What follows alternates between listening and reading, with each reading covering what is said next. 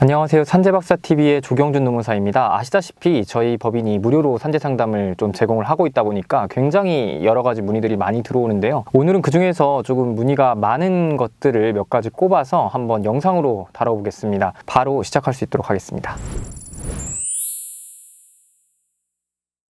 산재 신청은 어디에다가 접수를 한다고 해서 유불리가 딱히 있지는 않습니다. 어차피 재발생된 그 사업장 기준, 거기 사업장 소재지를 관할하는 근로복지공단으로 이송이 돼서 무조건 거기서 처리를 하게 되어 있어서요. 나는 이제 이송에는 통상 2-3일 정도 시간이 걸리니까 나는 이제 이송되는 시간조차 아깝다라고 하시는 분들은 재발생 사업장 기준 관할하는 근로복지공단에다가 애초에 접수를 하면 될 것이고, 사실 나는 그런 거는 크게 상관이 없다라고 하신다면 그냥 집 근처, 병원 근처, 눈에 보이는 근로복지공단에다가 접수하셔도 상관없을 것 같습니다. 근데 사실 병원 통해서 접수하시면 제일 편하긴 합니다.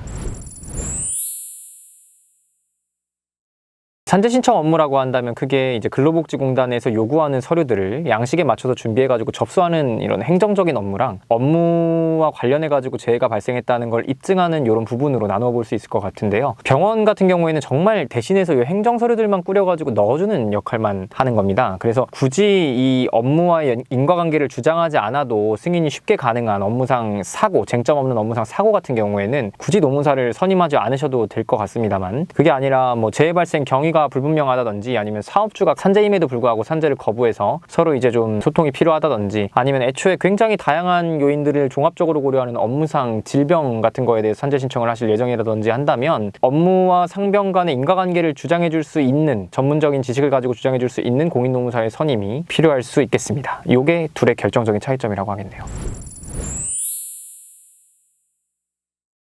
네, 이 부분에 대해서는 산업재해보상보험법과 근로복지공단이 업무 처리에 활용하는 내부 지침인 요양업무 처리 규정에 명확하게 규정이 되어 있는데요. 기본적으로 이 근로자의 산재 신청을 대신해서 접수할 수 있는 건 첫 번째로 아까 말씀드렸던 것처럼 의료기관, 그리고 두 번째로는 근로자의 배우자, 그 다음에 형제, 자매, 직계, 존, 비속 등이 있고요. 세 번째로는 변호사와 공인노무사가 있습니다. 그리고 마지막 네 번째는 최근에 생긴 건데 주한 외국 공간에 근무하면서 노무 분야 업무를 담당하는 사람이고요. 자국 국민인 경우에 하나고 어떠한 대가도 이 경우에 받으면 안 된다고 규정을 하고 있습니다. 따라서 손해사정사는 이 산재 청구를 대신할 수 있는 업무 권한 자체가 아예 없는 것이죠. 그래서 이들한테 맡기는 것 자체가 불법이고요. 행정사도 마찬가지입니다. 그래서 행정사도 이 업무를 전혀 수행할 수 없기 때문에 산재 신청과 관련해가지고 업무 관련성에 대한 쟁점이 있어서 나를 대신해서 변론해줄 사람이 필요하다 하는 경우에는 꼭 그 전문가가 변호사 또는 공인노무사 아니면 그들의 지휘 감독을 완벽하게 받는 직무 보조원인지 여부를 반드시 확인하시기 바랍니다.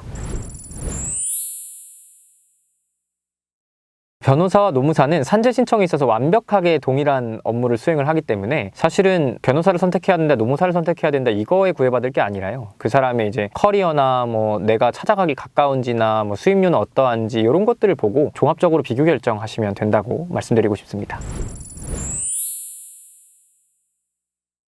네, 사업자로 계약을 했어도 그 실질적인 내용이 사업주의 지휘 감독을 받는 근로자라면 산재 처리가 가능할 수 있습니다. 그런데 이제 이렇게 주장을 해가지고 인정이 되게 되면 사실은 근로자였던 거니까 근로자로서 원래 냈어야 했던 4대 보험이나 세금 미납분 같은 것들이 발생한다면 이것들을 한 번에 납부해야 되는 문제가 발생할 수 있겠고요. 근데 사실 근로자로 인정받기가 실무적으로 매우 까다로워요. 그 사례도 조금 드물고, 그래서 이런 부분에 대해서는 전문가랑 한번 상담을 해보시는 걸 권해드립니다. 어찌되었건 요약을 하면 사업자로 계약을 했어도 실질이 근로자인 경우에는 산재 처리가 가능하고, 다만 실무적으로는 이걸 인정받기가 좀 까다로워서 전문가와 상담을 해보시는 게 좋겠다, 이렇게 정도로 정리하면 될 것 같습니다.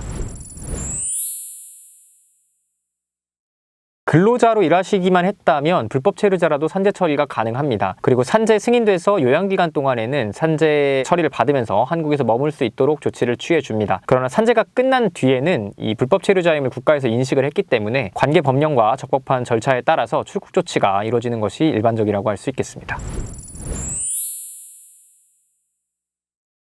전혀 아닙니다. 만약 병원이나 아니면 계약한 노무법인 쪽에서 일 처리를 쉽고 빠르게 해주겠다면서 현금을 요구하는 경우에는 절대 주지 마시고 오히려 병원은 근로복지공단에, 그 다음에 공인노무사는 공인노무사회에 신고하시기 바랍니다. 병원 같은 경우에는 산재지정 의료기관으로 선택이 되면서 이 산재 관련 업무들을 무료로 처리해줄 의무를 부담하고 있습니다. 그리고 그 관계 재비용은 근로복지공단에서 합당한 대가를 이미 지불하고 있고요. 그리고 공인노무사 같은 경우에도 계약을 체결할 때 그 계약서상에 요구된 게 아니라 업무를 내가 좀 더 빠르게 처리해주겠다, 쉽게 해주겠다라는 느낌으로 현금을 요구하는 경우에는 이건 불법이거든요. 그래서 이런 거에는 엄격히 대처해 주시면 되겠습니다. 또 돈을 추가로 요구하지 않고도 얼마든지 계약서와 이 법에 따라서 깔끔하고 신속하고 성실하게 일을 봐주시는 우리 병원 직원분들이나 공인노무사님들이 많으시니까 그런 분들 잘 찾아가지고 맡기시면 될 것 같고, 추가로 비용을 요구한다 하면 뒤도 돌아보지 말고 다른 법인으로 이동하시면 되겠습니다. 네, 이상으로 법인에 자주 들어오는 질문 7가지를 다뤄봤는데요. 사실 요거 말고도 아직 질문들이 많이 남았더라고요. 그래서 제가 2편에 바로 해당 질문들을 들고 돌아올 수 있도록 하겠고요. 항상 근로자들을 위해 유익한 정보를 제공할 수 있도록 하겠습니다. 시청해주셔서 감사합니다. 지금까지 산재박사TV의 조경준 노무사였습니다.